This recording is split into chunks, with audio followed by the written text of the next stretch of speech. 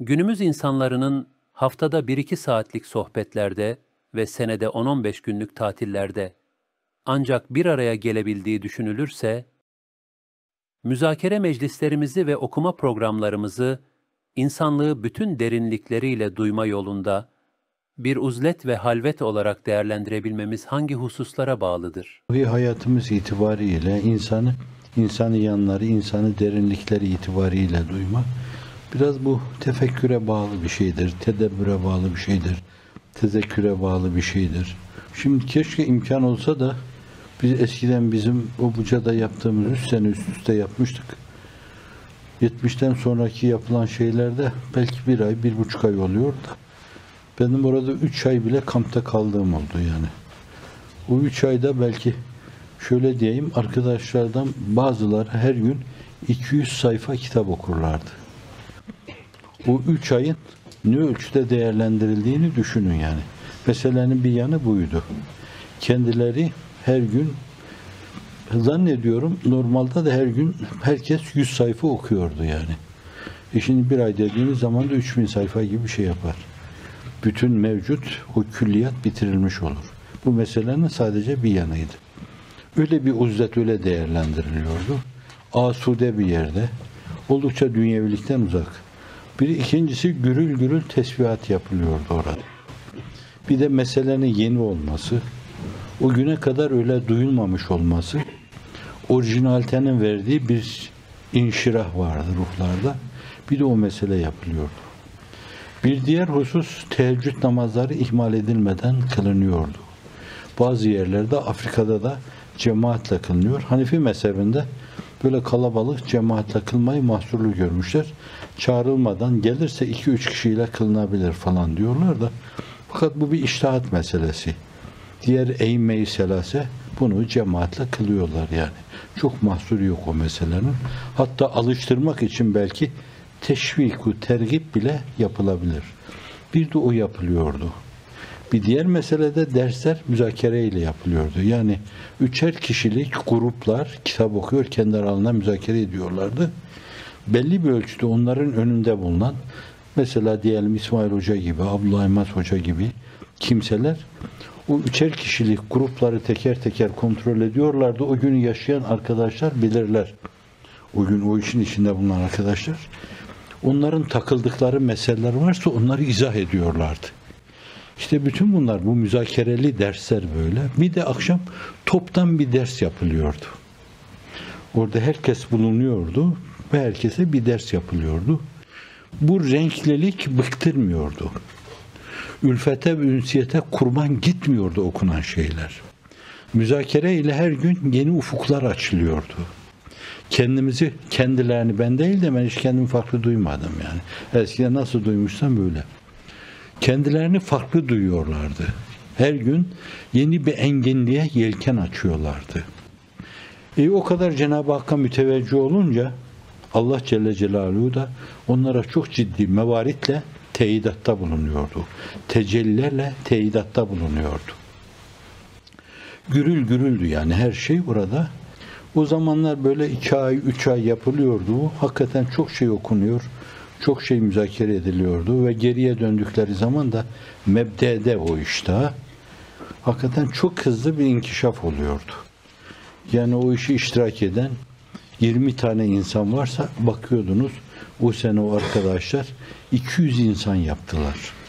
200 insan o işin ürünü oldu. Eğer o mebdedeki kıvamla, o heyecanla, o metafizik gerilimle bugünkü bu potansiyel güç, bu kemiyet planındaki enginlik dünyanın dört bir yanına açılsaydı, yayılsaydı Allah'ın izni inayetiyle 1000 okul değil, 2000 tane okul vardı. Ve dünyada girilmedik yer kalmamıştı Allah'ın izni inayetiyle. Şimdi 15 gün yapıyoruz bence. Bütün boş zamanları imkan varsa öyle değerlendirmek lazım. Yani burada bir Christmas'ı öyle değerlendirmek lazım. Bizde de yaz tatilleri, Türkiye'de yaz tatilleri var. Şubat tatili var yani bütün talebeler. Ve aynı zamanda cumartesi, pazar hiç boş verilmemeli bunlar. Yurtlarımızda, pansiyonlarımızda, evlerimizde, okullarımızda Allah'a çok şükür Cenab-ı Hak çok mekan ihsan etmiştir. Halkın sadrını, sinesini Allah Celle Celaluhu öyle bir genişletti. Öyle bir heyecanlı koşuş var ki onda. Bence onlar öyle koşarken, o müesseseleri bizim önümüze böyle dizerken biz de onları rantabl olarak değerlendirmeye bakmalıyız Allah'ın izni inayetiyle. Olana felillahil hamdu vel minne. Olacaklar için de bu bizim için olmuş şeyler olacağın en ciddi, en inandırıcı referansıdır. Bunları lütfeden Allah, bunu siz 20 sene öncesine gidin, 20 sene öncesine bu günleri hayal bile edemezdiniz. Evet, şimdi böyle bu kıvam korunursa, metafizik gerilim korunursa, fikri iffet ve ismet korunursa, hasbilik korunursa, rızayı ilahiye bağlılık korunursa Allah'ın izni inayetiyle bir 5-10 sene sonra bu mesele 20 kat daha fazla katlanmış olur. 20 kat farklı derinliklere açılma imkanı olmuş olur. Allah'ın izni inayetiyle. Biraz evvel bahsettiğim gibi yani işte o bence farklılığa bağlı biraz o meseleyi götürmek çok önemlidir. O işi anlatacak insanların da biraz donanımlı gitmeleri, yani millete bir şey anlatma cehdi, gayreti, düşüncesiyle böyle çok iyi hazırlık yapıp dimağında böyle değişik, müsbet, pozitif açılım alanlarını da düşünerek bir mevizeci düşünün. Değişik açılım alanlarını da düşünüyor. Buradan ben şöyle bir çıkış yapabilirim, buradan böyle, buradan bile. Bir haftalık bir konuşması için bir insan belki 2 gün, 3 gün beyin sancısı çekiyor, beyin ızdırabı çekiyor. Neden? Çünkü çok ciddi bir sorumluluk. Bir insanlara yanlış bir şey anlatmama, bir de anlattığı şeyin onların dimağlarında pozitif olarak bir şeyin oluşturması meselesidir. Böyle işini yapıp aradan sıyrılma meselesi değil. Vazifemi yaptım bana işte, bana vaizlik vermişler veya bir öğretmenlik vermişler. Öyle değil yani. O meselenin sancısını çeke çeke o insanlara bir şey anlatma. Şimdi mürşitlere düşen şey budur yani. Bir yerde ben derse gidiyorum orada. Belki gidip bir hafta orada kalacağım ama bir ay ben o mevzuda yapılması gerekli olan şeylere çalışmalıyım. Hazreti Pir-i Muğan Şemitaba'nın eserlerine baktığım gibi Hazreti Gazali'ye bakmalıyım. Günümüzde o mevzuyla alakalı yazılmış şeylere bakmalıyım. Çok farklı sentezlerle, terkiplerle sunmalıyım onlara. Meseleyi yeni olarak duyurmalıyım. Yoksa o güzelim şeyler bir dönemde Kur'an-ı Kerim'e karşı hasıl olan o tavır, o davranış, o bakış nasıl öyle bir yönüyle bir matlaşmaya girilmişti o mevzuda. Aynen o külliyata karşı da öyle bir matlaşmaya girilmiş olabilir. Değişik zamanlarda hep ifade edilmişti bu imkan varsa. Yani hadis-i nebeviden bazı şeyler ders yapılmalı. Fıkha dair bazı şeyler anlatılmalı. Külliyat ele alınıp okunurken Hazreti Pir böyle demiş ama falan yerde bu meselenin şöyle bir izahı var demeli. Onlara yeni bir şeyler duyurmalı. Yoksa o güzelim şeyler Kur'an'ın kurban gittiği gibi ülfete ve ünsiyete hep kurban gider başka şeylere ve bizde bir aşk ve heyecan uyarmaz. Aşk ve heyecanın temsilcisi mürşitleri insanlarla oraya götürülmesi lazım. O insanlar bir aşk ve heyecan şeyi küpü aklıma bir şey gelmediği için onu diyorum. Küpü gibi oraya gitmeli, orada boşalmalı. Onlarda da bir aşk ve heyecan hasıl etmeli, meydana getirmeli. Yoksa Defi Bela kabilinden gittik orada. Hep öyle yapmışızdır yani. İşte aldık kitabı elimize. Bismillahirrahmanirrahim. Bitirdik. Sübhaneke la ilme lena illa ma allamtena falan dedik. Evet bu ders değildir bence. Ders değildir. Ders tedristir yani. Ders veriyor gibi her meseleyi böyle analiz ede başka şeylerden katkıda buluna o meseleyi aça hatta bir başka zaman bu hafta şöyle yaptık. Aynı konuları ele aldığımız zaman yine ona farklı yerlerden başka renkler katarak bu defa daha farklı anlatmak bazı arkadaşlarınızın sizin dedikleri gibi ben şu meseleyi şimdiye kadar 20 defa tahlil ettim. Fakat bu 20.sinde çok farklı şeyler geldi. Hiçbir benim dedirtecek şekilde irşad ehline o mevzuda meselelerin üzerine çok ciddi donanımla eğilme düşüyor. İrşad erlerine düşüyor. Biz nebi değiliz yani. O vahiy ile müeyyetti.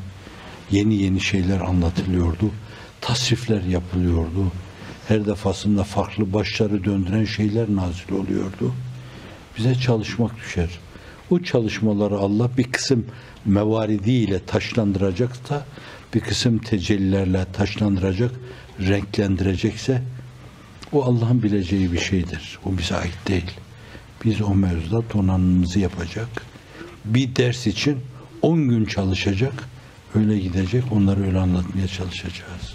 Bildiğiyle amel ederse Allah ona bilmediğini öğretir. Efendimiz sallallahu aleyhi ve sellem hadisi şerifleridir. Ve edebiyatta esasen bildiğiyle amel etmeyene cahil denir.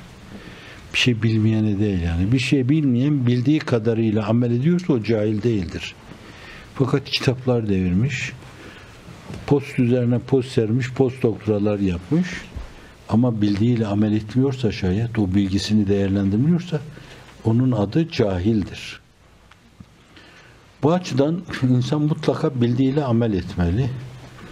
Bir insan bildiğiyle amel ediyorsa Efendimiz buyuruyor, Allah ona bilmediğini de öğretir. Amel çok önemlidir. Başkalarına örnek olma açısından da amel çok önemlidir. Her zaman sizin de çok iyi bildiğiniz gibi Efendimizin tebliğin yanında en önemli derinliklerinden bir tanesi halidir ve temsilidir yani. Onun o mükemmel temsili olmasaydı biz o İslamiyeti, sahabe-i kiram o İslamiyeti o ölçüde öyle sindiremezdi. Kendilerine ait bir derinlik haline getiremezlerdi. O yaptı, yapılabilir olduğunu da aynı zamanda gösterdi. Onlar da onu yaptılar. Allah ebeden razı olsun onlardan. Arkadan gelenlere yapılabilirliğini gösterdiler. Yapmalı insanlar, günümüzün insanı da yapmalı. O işin yapılabilirliğini göstermeli. Kamplar bunu yapmalı. Halvetler bunu yapmalı. İnzivalar bunu yapmalı. Füzuliyat yerine hep asliyatla alakalı şeyler burada bir zeban edilmeli. Hep onların üzerinde durulmalı.